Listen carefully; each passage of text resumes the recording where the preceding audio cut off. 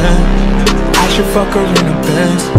Niggas say they run my hometown, I don't know how. I'm the prince of the land. All we talk about is check. Bragging. Plenty to talk about with the Lakers, but let's go ahead and start by saying Swaggy P definitely is a part of the Warriors. He met up with them and signed his contract, and he's going to be so good with them. You can tell because he doesn't have to create any shots. He never has to dribble. All he has to do is pretty much be like JaVale McGee. If JaVale McGee is only good at catching alley-oops, he can just do that on the Warriors, and he'll be successful at it, and he'll win a championship. So Swaggy P, if all he has to do is stand in the corner and shoot threes, he knocked down a game winner for the Lakers against Russell Westbrook and the Thunder this season. And if Swaggy P didn't make that shot, who knows, maybe the Thunder have more momentum and they make the playoffs easier. So congratulations to Swaggy P. We're going to miss you in LA. And even though you're on Golden State, you're on a 73-9 team, I do want him to capture a ring. So I do want to go ahead and shout out Swaggy P. How much will I even be able to focus on this Warriors game? Probably not much. I have a ton of notes from the Summer League game, the very first one played by the Lakers last game.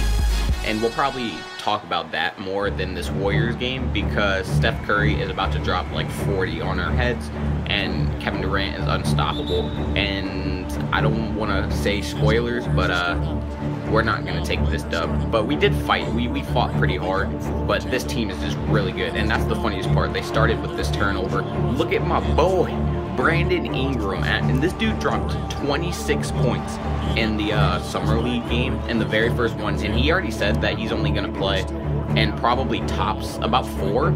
So he already cramped up. He shot an attempted game winner and his right leg cramped up, and Magic Johnson pulled him from that game that we did end up losing. So Brandon Ingram played pretty well.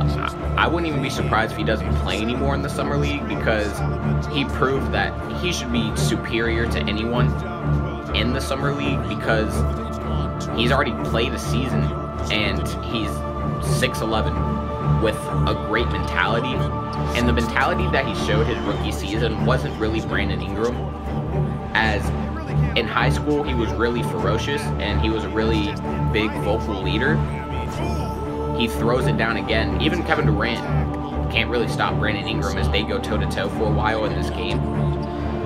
Magic Johnson said D'Angelo Russell isn't a leader, and then he got traded, so maybe that's what is making Brandon Ingram want to step up more as a vocal leader, because a lot of people on the court last night were saying that they could hear Brandon Ingram from the sidelines just yelling at players.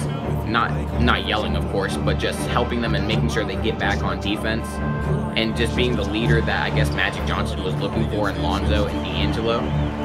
So Brandon Ingram definitely stepped up last night. Again, he dropped 26 points, and that was against the Clippers. And we play the Celtics tonight, so we play against Jason Tatum, and it will be interesting to see if Brandon Ingram decides to play. Lonzo Ball had an alley-oop to Brandon Ingram on the very first play of the game that made people think that Lonzo was going to have a good night. And of course he didn't, because he finished 2 for 15 shooting and 2 of 11 from 3. But he did have one play where he just passed it to Ingram and then Ingram gave it to Zubac, and it was what they were saying on how Lonzo will be a infectious passer, and I use quotations because I was a big fan of D'Angelo, so with Magic saying that Lonzo is just going to be that much better than D'Angelo Russell was, it makes me kind of skeptical, especially when you look at some of the performances that D'Angelo put up against Kyrie Irving and the Cavs, and even against Brooklyn. We're losing by 15 already. It's not even halftime, but it's not really the points that we're scoring. We're already on pace to have more than 50. They've just got 55 already. Look at Steph Curry with a step back, and then he pump faked on Lonzo and drove to the rim and gets the layup. So we're not much competition for the Warriors, but we are going to keep trying, as we're not a team that quits. Lonzo, he's trying to perform, but I think this was the best start that he could have had, because now he has nowhere to go but up. LeVar Ball, of course, was in attendance, along with many Lakers fans, because the atmosphere was incredible. As soon as Lonzo touched the ball up top, he didn't even move. It was just up top, and the crowd just erupted. So I think this was the best start that Lonzo could have had, because he can only improve now. There are no how much better can he be? Is he better than Steph Curry? Now it's just, can he be a typical rookie? Steph Curry came down and pulled a three in our face, and then ran to the corner and popped another three. It's still not even halftime. They've got 72, and Larry Nance responds with a three in the corner. In Lonzo's interview, he was talking about how much he hates losing, and how much he doesn't want to give up, and how he wants to perform in this game against the Celtics. So it will be interesting to see if Jason Tatum outplays him. And let's talk a little bit about Thomas Bryant. He was the 42nd pick from Indiana. He's 6'10", 250, and what I thought was the most impressive thing was just how much energy he brought to the court, how excited he was to get blocks and just finish layups and even make passes. As soon as he checked in the game, he knocked down a three-pointer that showed his ability to space the floor, even though he's 6'10", 250. And he's going to provide something that we really need if he can elevate it. It's his rim protection, and also his ability to run the floor, even though his size. It's going to be really helpful.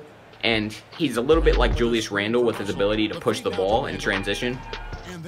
So if we could get another replica of Julius Randle, that's going to help, because you can see the difference between Julius Randle and Larry Nance on how Larry Nance is a little bit more of a spot-up shooter, whereas Julius Randle is definitely more athletic. As Tyus brings up this ball as the third quarter winds down, my last few points are just about Brandon Ingram. Zubac knocks down that three to bring us to within 10 as the quarter ends.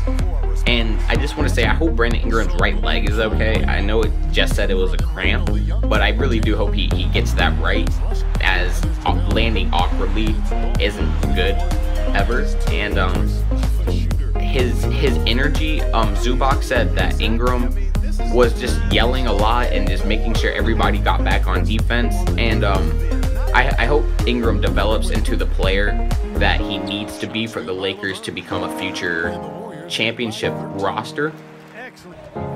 I do want to say, go ahead and check out all the previous videos on the channel.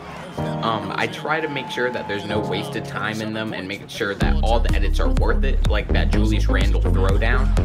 And we are rebuilding the Lakers here, so go ahead and subscribe, like, and comment, and enjoy the rest of this fourth quarter.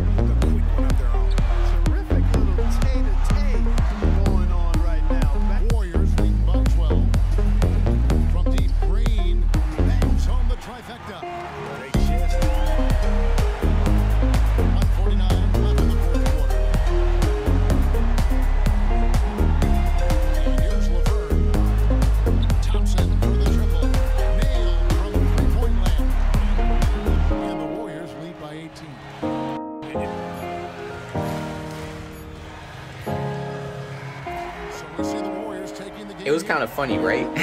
I mean, watching them make all those threes, of course, while playing, it was frustrating, but then when editing and then watching it back, we stood no chance. What the heck? They were cheesing. I mean, these boys were saucing. KD had a 3 in the corner. Steph was just wetting those threes coming off screens. And then Clay's step back was just an even bigger dagger, as if Steph's wasn't. So they just feasted on us. But of course, we never gave up. You saw when we blocked Steph in the paint, and then Lonzo pushed the ball, waited for Julius to get up, and he nailed the 3 up top. So this is definitely a team that we will never ever quit. And we only had 9 turnovers against a great defensive team. You gotta the only see game this. I've simmed in this whole simulation was my very first game against the Warriors, because I knew we had no chance. So maybe we'll be able to get them once in Staples Center. We're still fighting to try to get an 8th or 7th seed. Make sure you guys comment and subscribe, and go Lakers. Thought about it. Instead, he'll bring it right back out to Jameer Nelson. Hook pass, Ingram read it beautifully. Defense to offense in the